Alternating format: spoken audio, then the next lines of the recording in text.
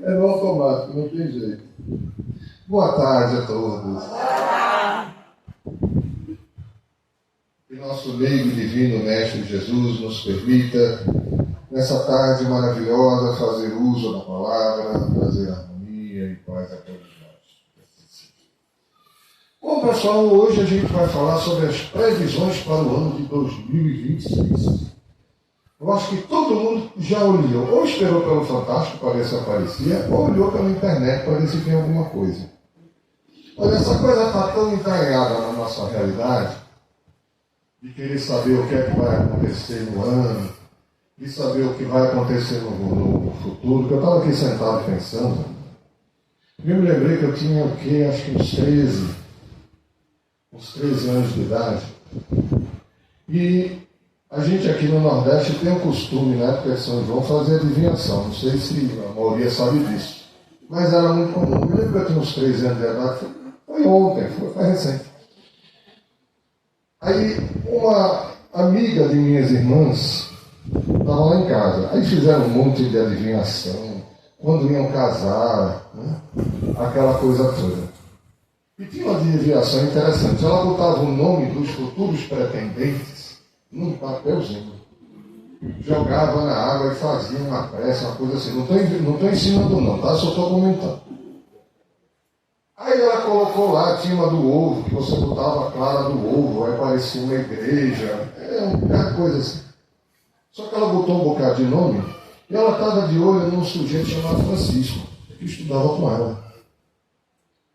Não sabia ela que quando o papelzinho abriu e apareceu o nome de Francisco, foi interferência, deu curto-circuito, porque eu estava do lado do copo. E eu me chamo Francisco. Ela acabou casando comigo. Porque era 4 anos mais velha. Então nem ela sonhava com isso, nem eu. Coincidência? Previsão do futuro? Fica difícil da gente imaginar, né? Mas isso realmente é uma curiosidade que está no ser humano. E para a gente ver como isso está dentro da nossa maneira de pensar, está na Bíblia. A Bíblia também tem adivinhação e previsão do futuro. Sabe onde você vai ver isso? Na história de José do Egito. Não é interessante? Só que tem uma coisa muito curiosa. Não era José que tinha previsão. Repararam nisso? Já leram a história? Não era José que tinha previsão, não. A pessoa tinha um sonho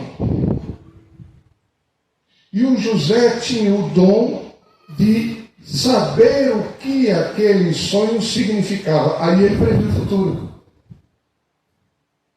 Então ele previu que ele foi preso injustamente. Para quem não conhece a história, não vou dar, é feito novela, a gente tem que assistir. Não vou dar pitaco, vão ler a Bíblia. Mas tem uma passagem que ele está preso e 2 prisioneiros conversam com ele. E comentando um sonho, um deles ia morrer, ia ser morto, mas o outro ia ser perdoado e ia receber de volta todos os seus privilégios. E aconteceu como ele disse, um morreu e o outro foi perdoado. Esse que foi perdoado, lógico, ficou agradecido, mas ele não tinha como tirar José da cadeia, porque foi uma ordem superior, ele não tinha como interferir diretamente.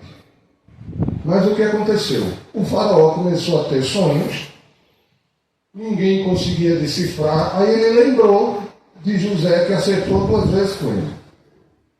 Chamou José, e José começou a interpretar os sonhos. Nos sonhos do faraó, ele conseguiu prever que haveria uma grande fome. E era importante que eles se preparassem para isso. O faraó deu autoridade a ele para que ele tomasse as providências e graças a isso eles sobreviveram àquele momento de dificuldade.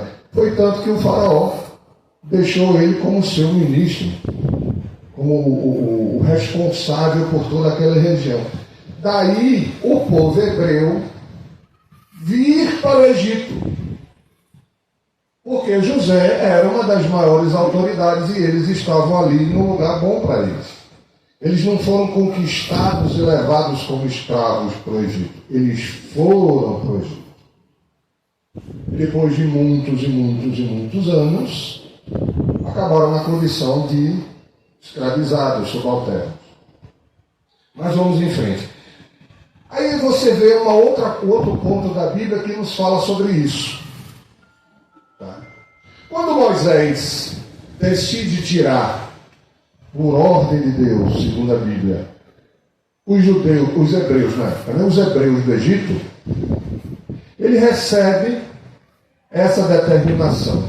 Quando ele está no deserto, ele coloca uma proibição. Ele proíbe se consultar adivinhos, pitonisas e oráculos. Por que ele não proibiu os médiuns? Porque não existia o termo. As pitonisas eram médiuns, os oráculos eram médiuns, mas ele não existia o termo médium. Era comum na sociedade do Egito a adivinhação, a consulta a esses adivinhos, às pitonisas que viviam nos templos, para se saber o futuro. Só que o que se perguntava, é o que a gente pergunta hoje: será que eu vou casar? Meu marido me traiu? Será que eu vou ficar rico? Eu devo ou não devo fazer uma viagem? Nós vamos perguntar coisas e circunstâncias do nosso cotidiano que cabe a nós tomar decisões sobre. E a gente quer imputar ao místico e ao sobrenatural a resolução disso, adivinhando o que está acontecendo. Então Moisés, para separar a mentalidade do povo do que ele vivia no Egito, coloca essa proibição. Então ele não estava proibindo a comunicação mediúnica, ele estava proibindo a consulta aos mortos pelas coisas mundanas, pelos acontecimentos do cotidiano, porque ele queria tirar a prática que não fazia parte da tradição do que eles conheciam como religião hebreia. Daí a proibição de Moisés. E por isso que a gente não considera que ele não proibiu ninguém. A nós não, espíritas, por exemplo. A gente não faz adivinhação. Mas vamos continuar para a gente entender melhor. Isso era uma coisa tão disseminada, não só entre os egípcios, que também era disseminada por todo o que era a antiga Europa. Por exemplo, os gregos, eles também tinham suas pitonisas, tinham seus oráculos, e normalmente se fazia consulta a eles sobre quase todas as coisas. A gente tem um evento histórico em que Leônidas,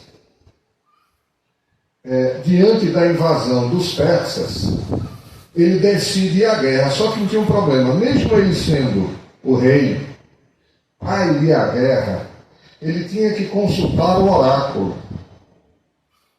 Porque sem autorização, né, do plano maior, né, dos deuses, ele não podia convencer aos outros de ir com ele. Só que quando ele foi, o oráculo disse que ele não devia ir, senão ele ia morrer e eles iam perder. Mas ele disse a si mesmo que ele não podia não fazer nada. Então, em vez de ele juntar o exército, ele pegou só 300 homens e foi. Morreu.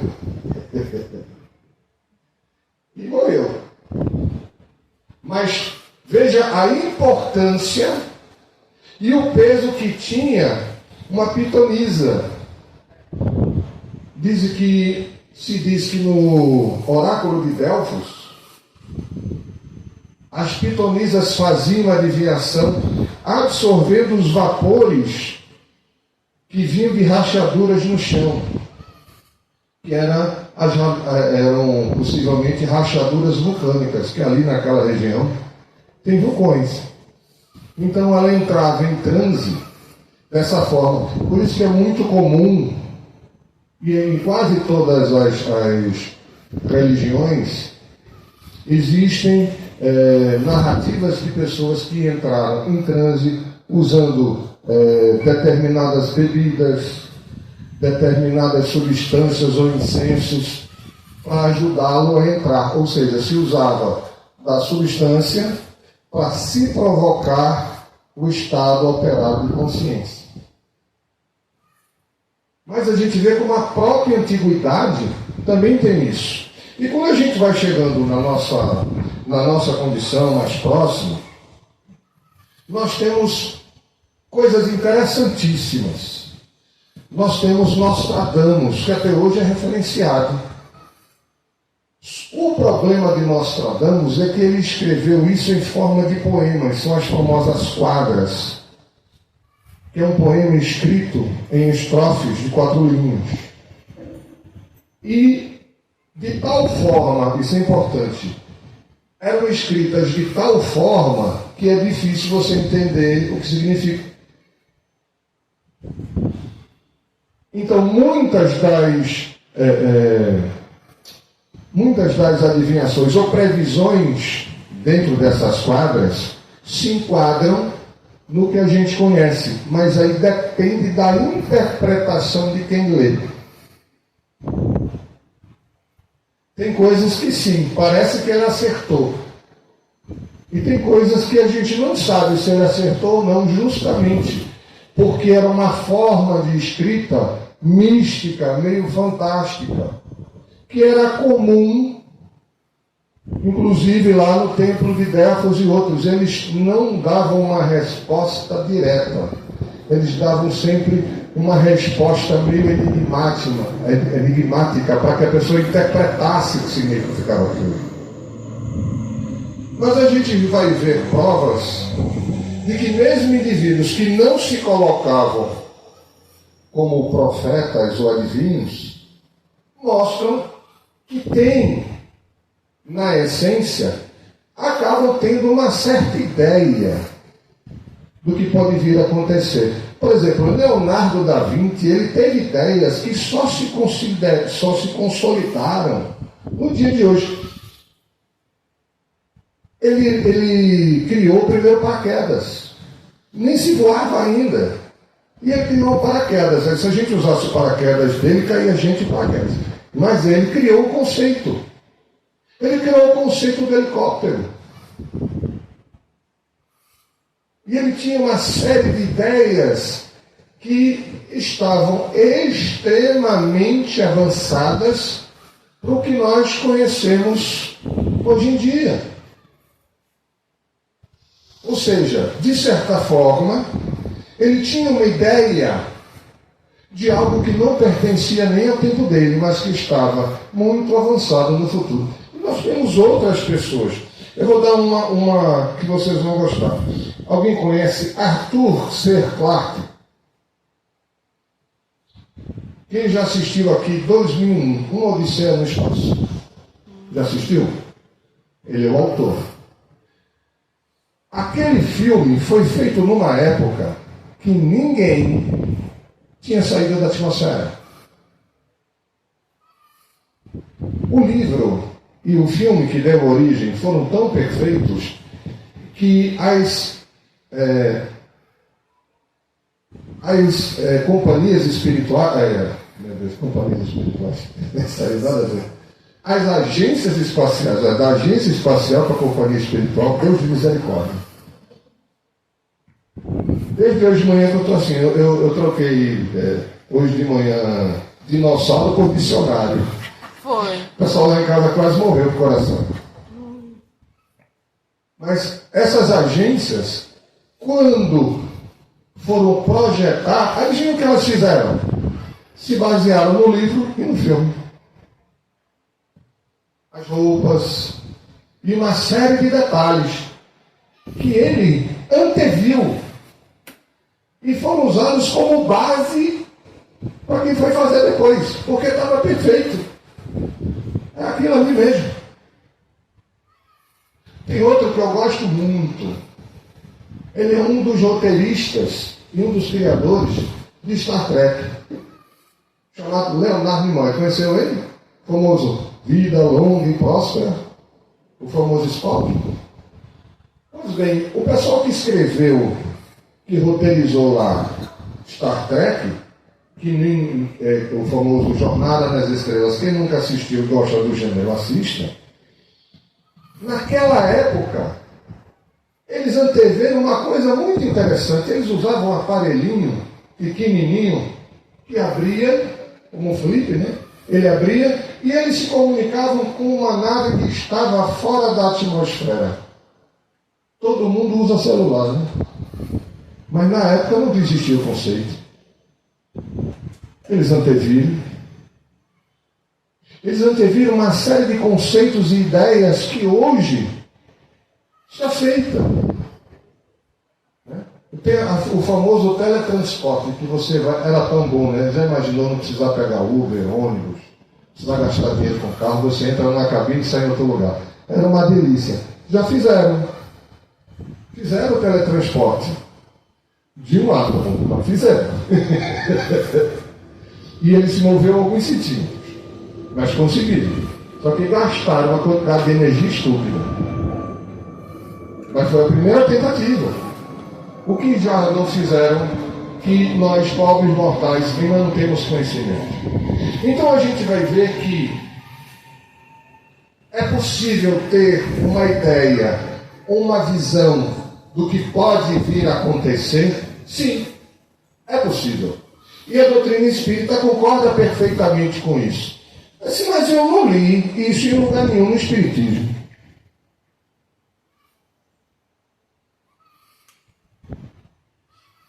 É porque você nunca leu o livro A Gênese. Já leu o livro A Gênese?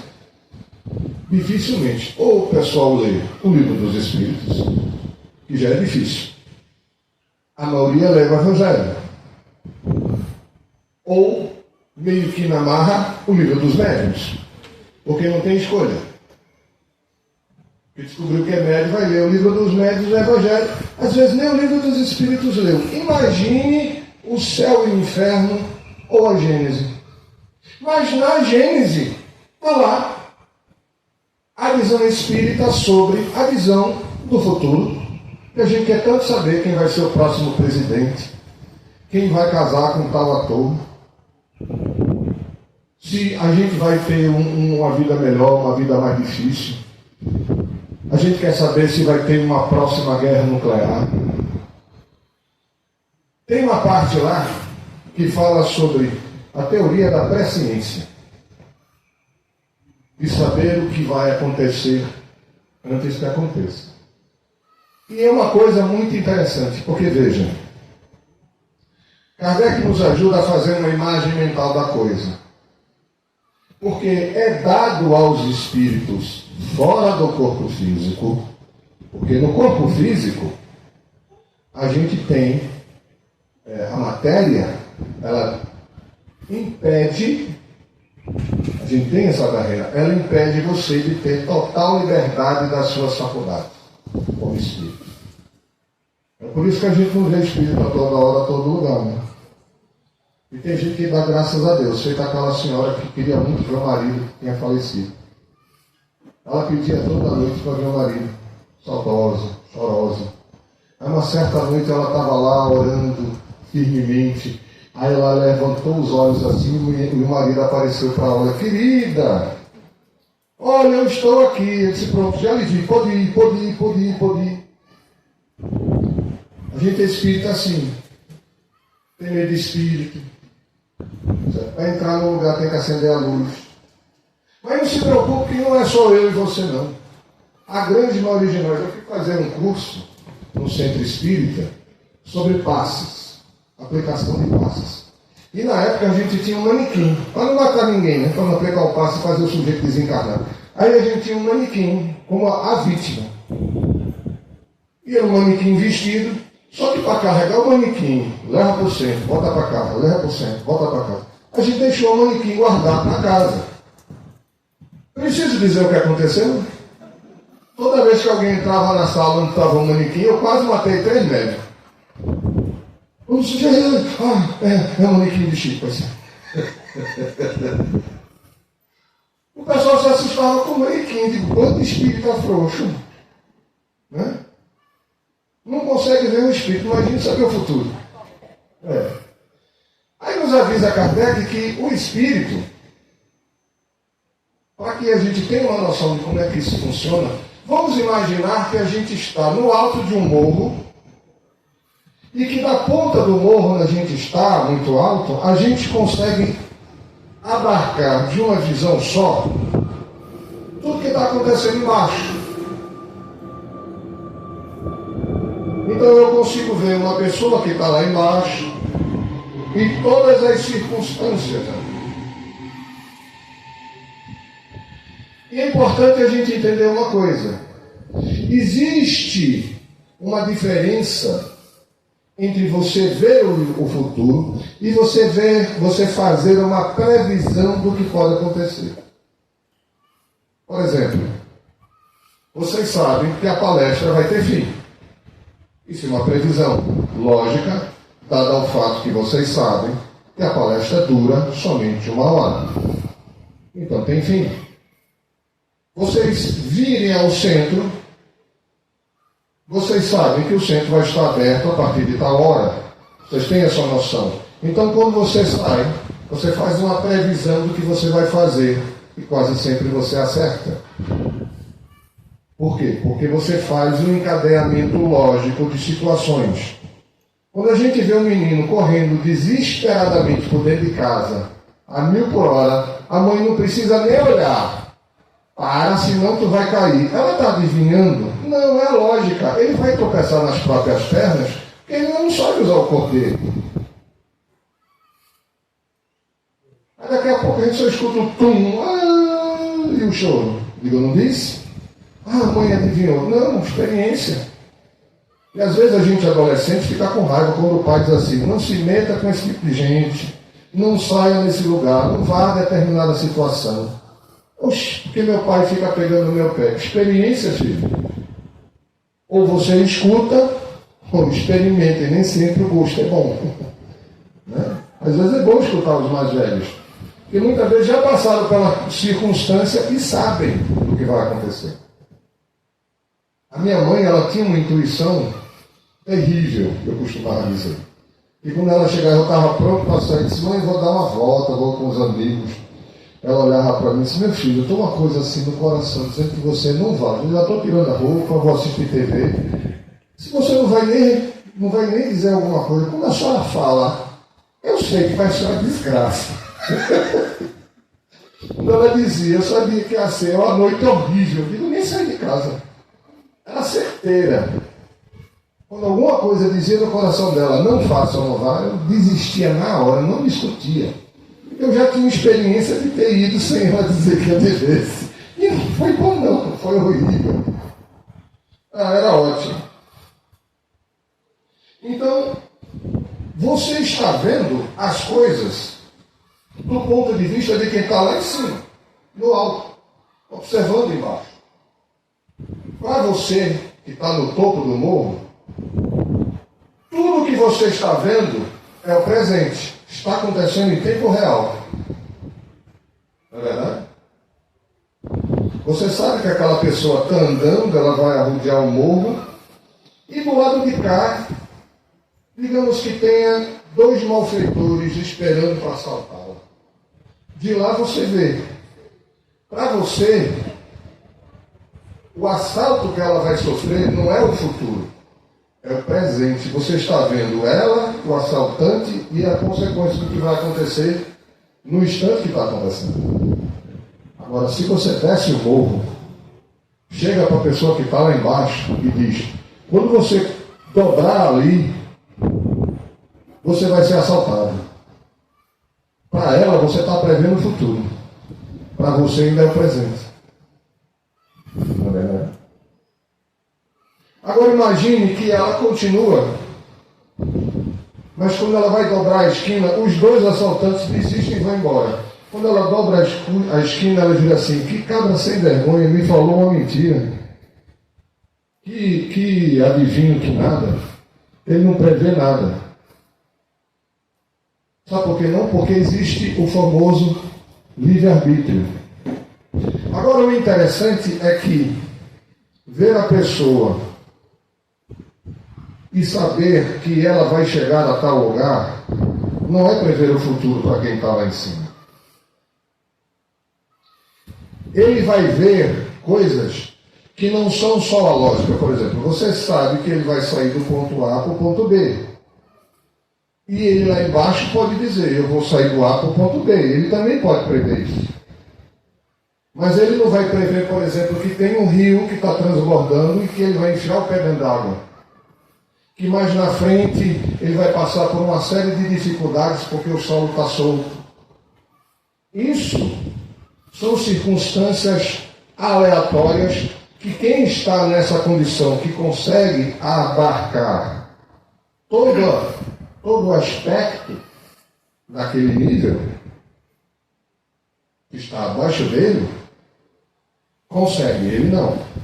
Da mesma forma, se tiver alguém acima, num topo mais alto do penhasco, ele vai conseguir ver o que esse que está naquele ponto não vê. Inclusive o futuro de quem está lá em cima. Porque ele está acima dele e ele consegue ter uma visão ainda mais ampla do que quem está ali no meio do caminho. Além de conseguir ver quem está no pé do monte.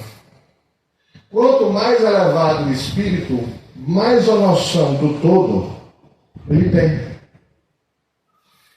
Fica um pouco complicado, mas eu vou tentar simplificar. Vamos imaginar o seguinte: para começo de conversa, a noção de tempo para nós é relativa. Por exemplo, se essa palestra for chata e vocês não estiverem nem um pouco dispostos a ouvir, vai ser uma eternidade. Agora, se você estiver gostando do assunto, quando eu acabar, você vai dizer já. Mas pelo relógio, passou-se 1 hora exata, nem mais, nem menos. Então, por que a diferença? Porque nós criamos uma contagem de tempo, mas a nossa percepção de tempo é diferente.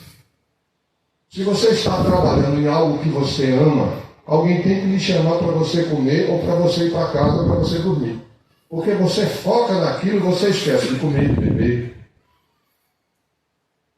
E você está fazendo algo que você adora.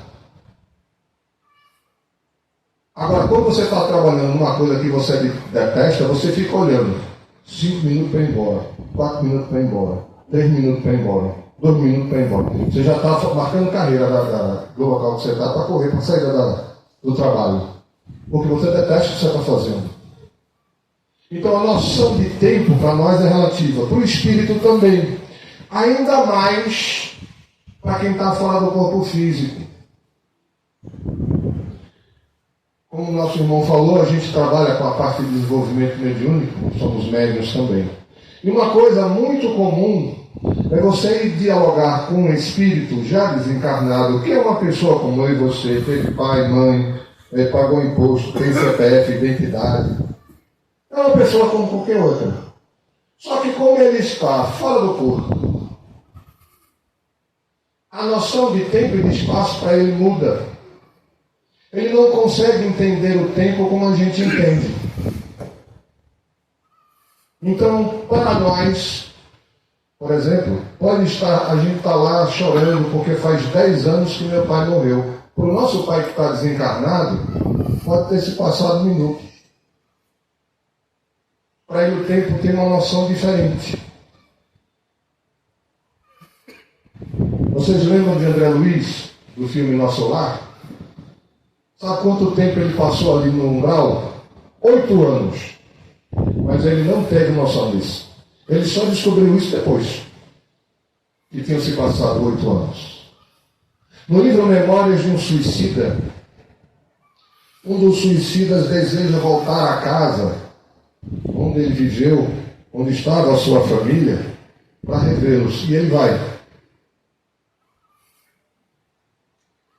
depois de passar um longo período de recuperação numa instância espiritual, ele deixou a esposa e 2 filhinhos pequenos. Quando ele chegou para ver, ele levou um susto, porque a esposa estava velha, seus filhos já eram adultos formados. Se passaram mais de 30 anos e ele não tinha noção. Às vezes, quando nós estamos falando com os nossos amigos espirituais, ele perde a noção de tempo e de espaço. Ele não sabe onde está e ele não sabe dizer quanto tempo se passou desde que aconteceu com ele. Pode ter acontecido alguns minutos atrás o seu desencarne, ou pode ter acontecido há 150 anos. Numa reunião mediúnica que o médium chegou, o espírito estava muito angustiado, deu passividade pelo médium, e no auge da sua angústia ele começou a gritar, pedindo que alguém trouxesse para ele um médico. Só que ele usou um termo, perdoe-me que agora fugiu na mente o termo, que o termo não é coloquial. Aí ficou todo mundo na reunião sem entender, ele está falando de quê? E ele pedia, por favor, me tragam, eu preciso. Mas aí ele foi, conversou com ele, se acalmou, tal, foi socorrido. Mas ficou a curiosidade, né? Ele estava pedindo o quê? Porque na narrativa dele, o desencarne dele foi um assassinato, ele foi morto. Então ele sentia ainda a aflição e a dor do ferimento. A gente já explicou uma vez aqui, a gente vai explicar de novo. O espírito não sente dor, nem fome, nem sede. Você acabou de dizer que ele sentia dor, sim, porque ele guardou na mente o que aconteceu com ele. Se ele acredita, é verdade. A sensação é tão dolorosa, tão verdadeira, quanto se o fato estivesse acontecendo. Só que só está na mente dele, porque ele não tem corpo, ele não pode sentir dor. Mas na mente dele ele sente. Veja como a mente da gente é poderosa, principalmente fora do corpo físico. Então a gente foi pesquisar o nome. Eu fico devendo o nome a vocês. E a gente descobriu que ele queria um médico. Só que na época que ele desencarnou, era assim que se chamava. Não era médico, não existia o termo médico, como a gente conhece. Então ele chamava de outra forma. A gente que não conhecia, mesmo em português, a gente ficou sem identificar. Depois que a gente foi procurar no dicionário, achou que é um termo que mas que ninguém usa. Porque era uma coisa de 1800, 1700. O cara está desencarnado desde 1700. E conseguiu despertar ali. Foi ali pelos 1990 e pouco que isso aconteceu. Para a gente ver como a ideia do tempo para um espírito é relativa. Então, um espírito que tenha a capacidade, que tenha a habilidade de ter essa visão, ele vai conseguir ver o futuro. Mas ainda assim é problemático. Sabe por quê? Porque eles não vão dizer o futuro para a gente assim, não. Por que não? Porque, lembra do caso dos dois ladrões que desistiram e foram embora? Pois é. Porque ele pode ter uma ideia do futuro, mas não a certeza. Porque depende de uma série de fatores que aquilo vai acontecer. Vai acontecer, mas quando e como, ele não faz ideia. Porque não depende dele, depende dos outros e das circunstâncias que eles geram. Vai acontecer, mas como ou quando. Por isso que costumamos dizer, somente no meio espírita, que espírito não dá data. É muito difícil um espírito dizer, no ano tal vai acontecer tal coisa. É muito difícil. Olha, eu já passei por uns 3 ou 4 finais do mundo. Não é que eu sou tão velho não, mas é porque no ano 2000 a gente achava que o mundo ia acabar. Pessoal, tinha gente que vendeu casa aqui em Recife e foi morar depois de Caruaru, porque vinha uma onda gigante que ia destruir Recife. Eu comprei uma bolinha de praia, estou até hoje, não usei a bolha ainda, porque eu queria ver a onda chegar aqui em casa. Eu moro aqui perto do aeroporto. Nunca chegou a onda. Eu estou esperando por ela. Mas o pessoal previa. E o mais interessante é que, como o Espiritismo começou a ficar mais conhecido, aí o pessoal juntou o fim do mundo com a transição planetária. Aí deu um laço perfeito. O mundo vai acabar porque vai todo mundo evoluir. Ou o mundo não vai acabar, mas vai ter uma destruição que vai matar todo mundo de uma vez só. A gente está juntando o fim do mundo com a transição planetária, que não tem a menor obrigação de ser catastrófica. Aí em 2012 o mundo ia acabar, em 2000 o mundo ia acabar. Aí o mundo não acabou em 2000. Aí o pessoal, não, rapaz, a gente viu errado, errou as contas. É em 2012, porque não. Tem um calendário maia. É 2006 primeiro. 2006 a marca da besta, 666, não foi? Foi, 2006 também, obrigado. Você é minha auxiliar para assuntos aleatórios, minha filha, para guardar. Ela gosta. Ela é a primeira vítima, ela é o irmão e a mãe. São as primeiras vítimas de tudo que eu falo aqui com vocês, eu experimento em casa. Então eles sofrem isso desde criança. Eu sou a única que sou arrastada. O outro foge, diz que se entrar no centro espírita ele pega fogo. Então em 2006 teve também. Aí em 2012, em 2006 não funcionou. Não 2012, porque tem um calendário maia que acaba em 2012. Agora imagine, você é um maia. Você está sentado lá estudando as estrelas, que não tinha telescópio, era no olho. Aí você começa a escrever um calendário com 5.000 anos. Aí está vendo, eles pararam porque é o fim do mundo. Será que ele cansou? Rapaz, eu já botei 5.000 anos no calendário, porque vai o quê? Não vai ter nem o pó da gente como esse negócio acabar. Não vai chegar bastante, não. Não é o suficiente, não.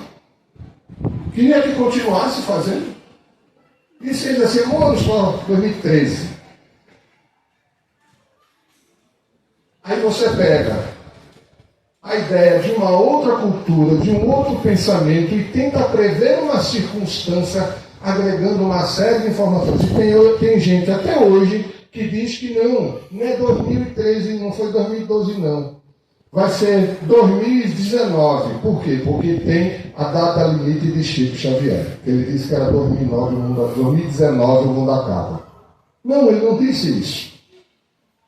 Ele deu uma entrevista, está lá no Pinga Fogo, pode pesquisar na internet, Pinga Fogo, onde ele fala das possibilidades que poderiam acontecer se até 2019 a gente não se matasse numa guerra nuclear. A Terra começava uma época de mudança. Gente, lembra que eu falei que a noção para o espírito não é a do corpo?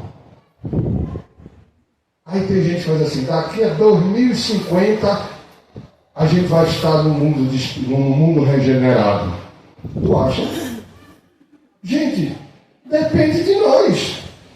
Pode ser antes, pode ser depois. Dá uma olhada na televisão. Vai na internet e dá uma pesquisada. Você acha que todos do globo estão em condições de chegar nesse nível? A gente tem muito espírito necessitando progredir. Ainda no processo. Mas tem espírito que está sendo retirado aqui, levado para outro planeta. Sim, tem. Mas não é rápido assim não. Em 2000, eu era dirigente de grupo jovem, foi ontem. Aí eu estou lá e tem alguém distribuindo mensagem no centro. Mensagenzinha. Aí uma mensagem veio bater na minha mão. Eu comecei a ler. Bonita mensagem, falando de esperança, renovação. Porque nós estamos entrando numa era de renovação. O mundo vai passar de expiações e provas para um mundo de regeneração. E todos os espíritos que não estiverem em condições serão daqui retirados. Entre eles, aí vem a lista maravilhosa. Assassinos, estupradores, assaltantes, todos os tipos de marginal, fumantes, orgulhosos, invejosos, maldizentes, não vai ficar ninguém. Acabou. Vai todo mundo. Talvez Maria Teresa de Calcutá, Chico, ia ficar uns 3 ou 4 para contar a história, né? E olhe lá. Quando ele botou assim, orgulhoso, eu já fui fazendo a bala. Eu já aprontei a bala, digo, não fico. Vaidoso, vou também, pronto. Aí quando eu li, digo, Deus de misericórdia, quem escreveu esse negócio? Que era um médico conhecido na época, aqui em Recife. Eu corri, tomei um maço de mensagem na mão da pessoa, digo, não distribui isso não, isso aí não está de acordo com a doutrina espírita não. Pelo amor de Deus, não. Aí a gente vê como a gente cria esse tipo de situação. Existem pessoas, existem médiuns que têm condição de ter visões do futuro? Sim, tem. Acontece. Mas tem um problema enorme. Porque essas informações vêm a eles sem controle. Dificilmente eles determinam sobre o que querem saber. E essa informação muitas vezes não vem clara e explícita, porque não se entra no livre-arbítrio das pessoas. Então a informação vem para dar uma luz, um brilhozinho, uma orientação, mas não para dizer o que a gente tem que fazer. E o problema, um grande problema, muitos indivíduos são capazes de perceber, de ter essa visão de uma ideia que está se formando. Imagine que alguém tem uma previsão, ele tem uma visão de um atentado à bomba acontecendo. Ele entra em pânico, olha, vai acontecer um atentado à bomba em tal lugar, vão morrer tantas pessoas, vai acontecer isso, isso e isso. Só que ele viu, não foi o fato acontecendo, foi o desejo de que o fato aconteça, de alguém ou de uma comunidade. Mas vai aí a polícia, as forças de segurança vão lá e desbaratam aquela organização que tinha aquilo em mente.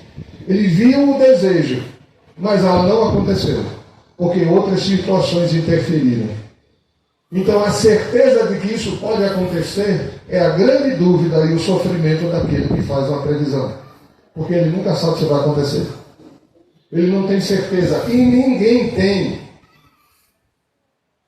Então hoje você vê uma quantidade enorme de pessoas colocando, olha, vai acontecer. Eu estava vendo as previsões, eu tive a curiosidade, eu fui olhar as previsões em 2025 para o início de 2023. Uma coincidência, todos eles falam de um acontecimento terrível, de destruição, de morte, no início, em janeiro de 2026, logo que girar o ano. Não aconteceu, uma guerra e morte tem todo dia. Mas qual foi o fenômeno que aconteceu? A circunstância que houve mortes, foi um ataque militar e que chamou a atenção de todo mundo. A prisão de Maduro. Sim, eu posso dizer à senhora que nos próximos anos haverá outras situações em que haverão pandemias. Eu não estou fazendo uma previsão, baseado na percepção do que pode acontecer no futuro. Eu estou fazendo uma previsão com base no número de pessoas, na movimentação de pessoas ao longo do tempo, na circulação global. É natural que aconteça. Vai acontecer. Agora, talvez não aconteça na proporção que aconteceu a última, porque a gente não sabia o que fazer. Muitas das coisas que a gente fez não fez sentido. Tem gente que morreu de graça porque podia ter sido socorrido e não foi. A gente não sabia como lidar com a doença porque era uma coisa nova. Hoje os protocolos mudam, mas a possibilidade de acontecer, sim. A possibilidade que não aconteça, sim. Entende? Se a gente for analisar se pode acontecer de cair um meteoro na Terra e matar todo mundo, pode. Pode acontecer de não cair, pode. A gente não tem como ter certeza dessas coisas. Então o cuidado que a gente deve ter é justamente esse. Quando alguém afirmar e fizer uma previsão, não significa que é real, meus amigos. Não significa que aquilo tem uma base lógica. Nem que seja uma percepção advinda do plano espiritual. Sabe que nós podemos ter a previsão do futuro quase todo dia. Quando você vai dormir, o seu amigo espiritual, o seu guia espiritual pode chegar para você e lhe dizer, olha, em breve, pela sua programação reencarnatória, você vai começar a passar um bocado de situação difícil por escolha sua.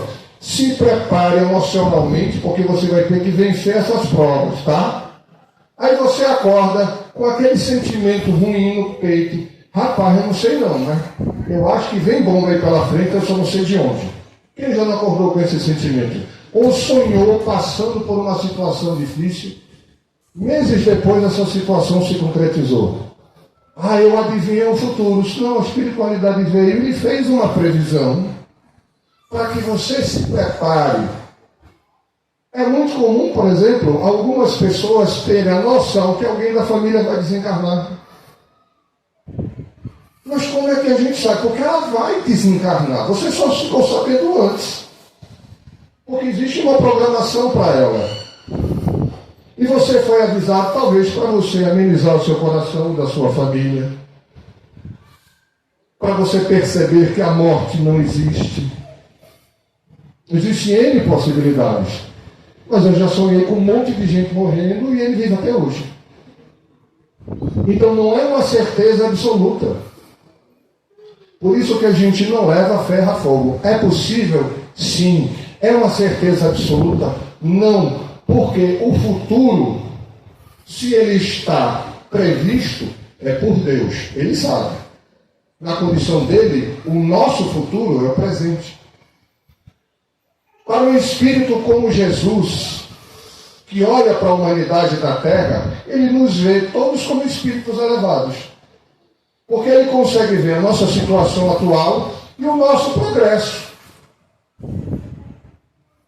Por isso ele entende, nos ama, sabe o que a gente vai passar. Só que para nós é um futuro distante. Para ele, na condição de conhecimento que ele tem, como espírito esclarecido, espírito puro, para ele, a situação da Terra, o hoje e o amanhã, é o presente. É o agora. Por causa da condição. Mas como assim, Chico? Não dá para a gente ter uma explicação absoluta do fato, por quê? Falta-nos a capacidade de percepção para isso. Somos espíritos simples ainda. Somos espíritos imperfeitos. A gente não tem essa capacidade de visão do todo.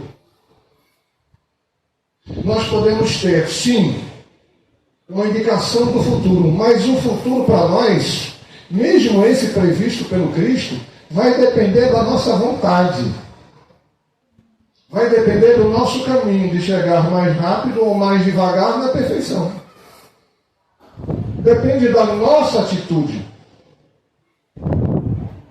Então, por isso que a gente não pode simplesmente ver uma previsão de A, B ou C e começar a ter medo. Tem gente que está construindo bunker.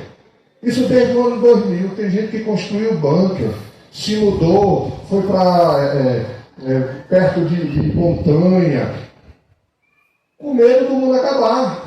porque o mundo vai acabar, porque vai acontecer. Diz, gente, o que aconteceria com a humanidade se amanhã a Terra fizesse pop e uma bolha de sabão? O planeta Terra foi pop e sumiu do espaço. O que aconteceria com os bilhões de seres humanos que estão aqui? A gente continuaria vivendo em outro lugar. Simples assim. A gente precisa entender que nós não somos mortais. Nosso corpo é mortal. Nós não. Então, essas previsões às vezes mexem com nossa cabeça, que a gente fica pensando, e se eu morrer amanhã? Eu vou morrer, não sei se é amanhã. Mas eu posso morrer qualquer dia.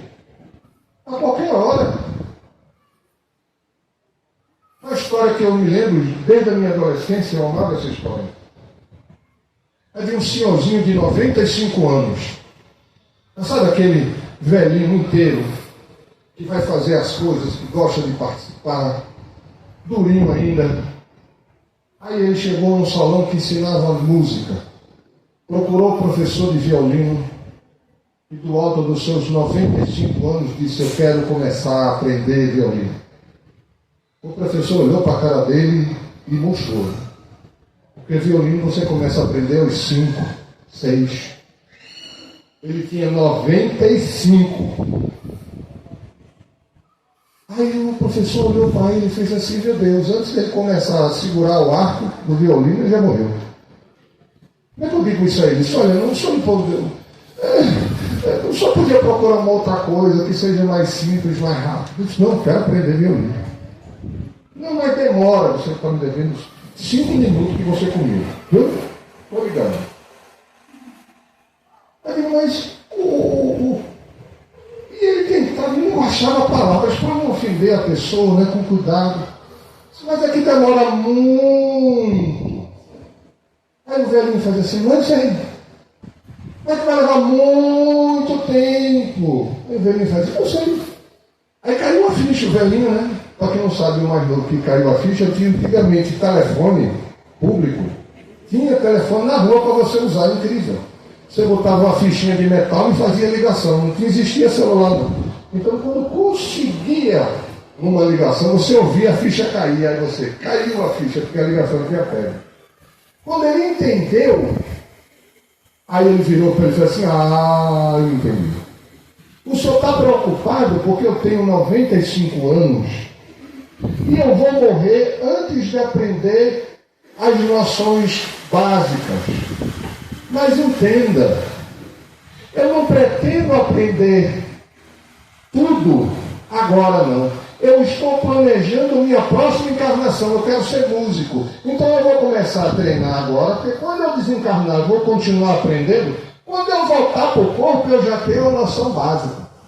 Aí quando eu for estudar de novo, lá pelos 5 anos de idade, eu já vou estar com o ensinamento, eu vou dizer para meu pai, eu quero tocar violino. E o professor vai dizer, esse menino tem jeito, olha, ele já sabe o básico. Ele sabe até segurar o arco do violino, nunca aprendeu. É um gênio. Não, ele começou antes. Essa, por mais difícil que pareça, precisa ser a nossa visão. A gente tem que preparar o amanhã. Gente, toda vez que eu olho no espelho, eu levo um susto. Quando eu olho no espelho, eu falo assim, eu estou velho. Porque minha autoimagem não é da minha idade. Eu só me lembro que tenho cabelo branco quando eu olho para o espelho. Eu digo, estou velho. Mas na minha cabeça, não. Ou seja, dentro da realidade do tempo físico, sim. Você tem que viver a sua realidade. Mas você está sempre pensando o que é que eu posso aprender, o que eu posso fazer, como eu posso crescer. Nós somos espíritos. O corpo físico, ele vai embora, meu filho. Não adianta você botar botox, não adianta você, se quiser botar, põe. Não fica à vontade. É feito árvore de Natal. Pendura o que quer. Inclusive o gato. Pode pendurar o que quiser na árvore de Natal. Ela não deixa de ser uma árvore de Natal. Não importa o que você pendure nela. Aí se você quiser deixar ela mais bonita, fique à vontade, faça. Faça com aquilo que você se sinta bem. Não exagere. Porque tem gente que exagera e morre por causa disso. Não exagere, faça o básico. mas viver a vida da melhor maneira possível. Idade é relativo. A gente precisa aprender a viver bem, a ser feliz e estar sempre aprendendo. Porque no momento que a gente parar de estudar, aí a gente se assusta. Eu estava vendo essa semana. Gente, quando foi que vocês imaginaram que vocês iam atender o telefone, uma videochamada no seu celular e conversar com o Brad Pitt? Não é? E não precisa ser Brad Pitt, não. Pode ser sua filha, pode ser o seu marido, pode ser o seu chefe. E vai aparecer, vai conversar com você e dizer, olha, eu estou precisando de 5 mil reais, põe aí na minha conta do banco. Aí você está falando com o seu filho, é a voz dele e é seu filho. Você vai e deposita. Aí depois você conversando com o seu filho, eu não liguei não. Inteligência artificial. Pegaram a foto do seu filho, pegaram um áudio que ele botou na internet, até num aniversário, um vídeo qualquer da sua família, e deram um golpe em você. Teve um rapaz que ele fez uma reunião de diretoria com todos os diretores dele, e ele recebeu a ordem de fazer uma transferência bancária. Ele fez. Depois ele descobriu que não existiu a reunião, todos os indivíduos eram inteligência artificial, e ele levou um golpe na empresa. E ele tinha gravado a reunião com todos os gerentes que ele conhecia, inclusive o chefe dele.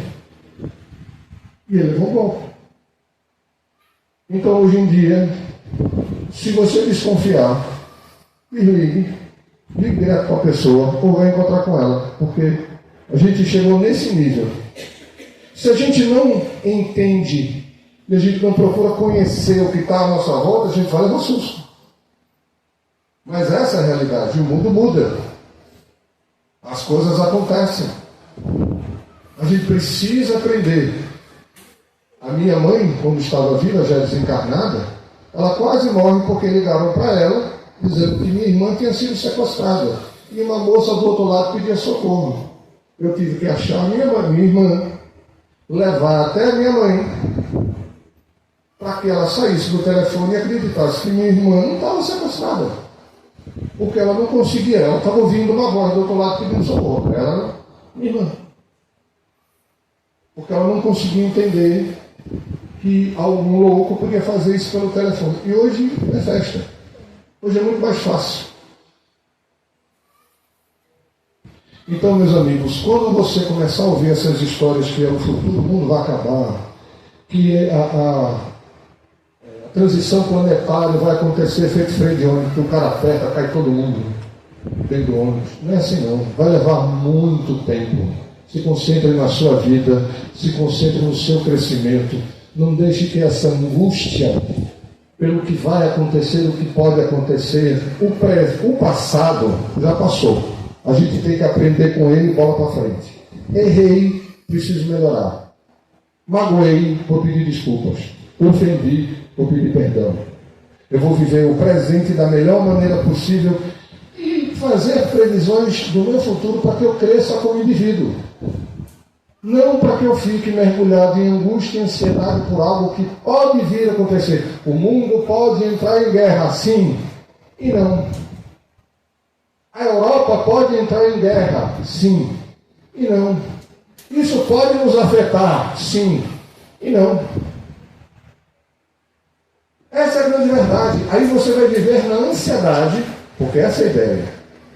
É viver na ansiedade por algo que pode vir a acontecer que você não sabe. Viva hoje. Que já dizia a Bíblia, já está lá no Evangelho. O amanhã a Deus pertence, não a nós. Agora, pelas nossas ações, pelas consequências daquilo que a gente vive, a gente tem uma noção do nosso amanhã. Então vamos trabalhar com ela, confiar em Deus e fazer a nossa parte. E não deixar que a ansiedade, a angústia e essa ideia que muitas vezes as pessoas inadvertidamente ficam passando de situações ou de indivíduos sobre o amanhã. Então que a paz e a luz possam nos iluminar e que a doutrina espírita possa nos esclarecer. Vamos estudar, para que a gente não fique caindo nessas previsões para 2022. Tá bom? Muita paz.